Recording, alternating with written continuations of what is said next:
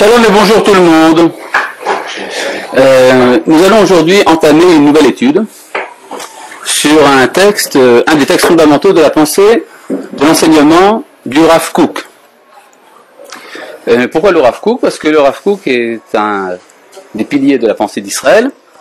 Il est de ceux qui ont analysé les événements de notre époque et les mutations spirituelles profondes que nous traversons.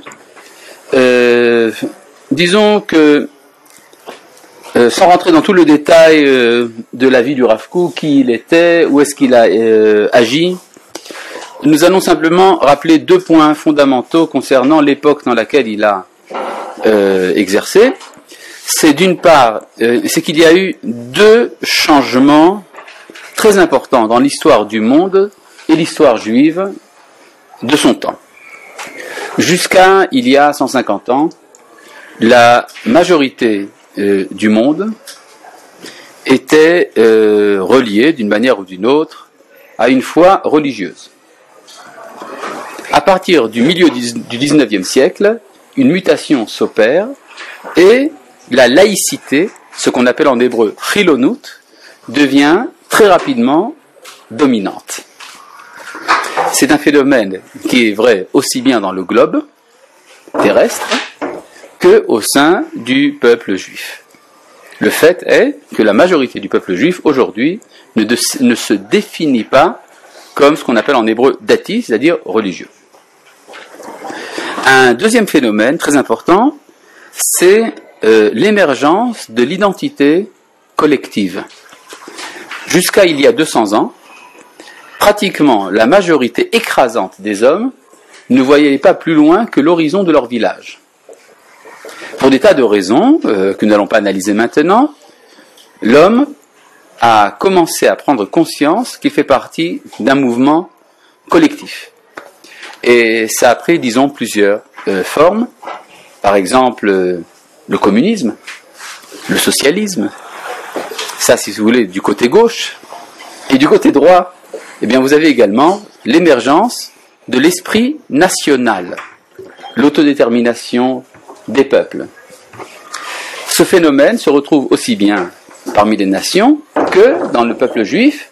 Le peuple juif, à partir de la fin du XIXe siècle, inaugure un mouvement national, le sionisme, et puis il y a également une présence très forte du socialisme au sein de la société hébraïque. Et comme par hasard, il y a une sorte de convergence des trois mouvements à la fois. Le peuple juif vit le moment du retour à sa terre.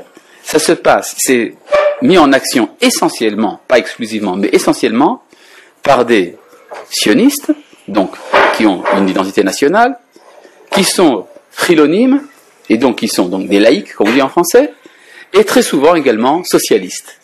Et donc cette convergence des trois mouvements à la fois pose une interrogation: comment appréhender le problème?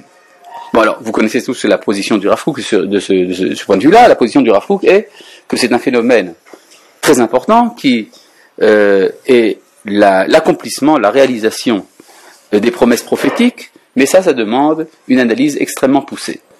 Le texte que nous allons étudier ici n'est pas à proprement parler un texte qui traite directement du sionisme. C'est un texte tiré du livre Oroth, Lumière, du Rav Kook. C'est un texte qui est une analyse de l'histoire.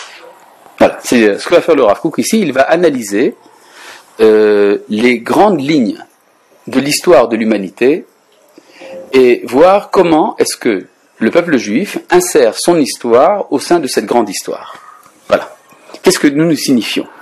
La raison pour laquelle le Rav Kook a jugé nécessaire d'écrire ce texte d'ailleurs, vous n'avez ici que la photocopie des 2 premières pages, enfin des 4 premières pages, mais en vérité c'est un texte beaucoup plus long.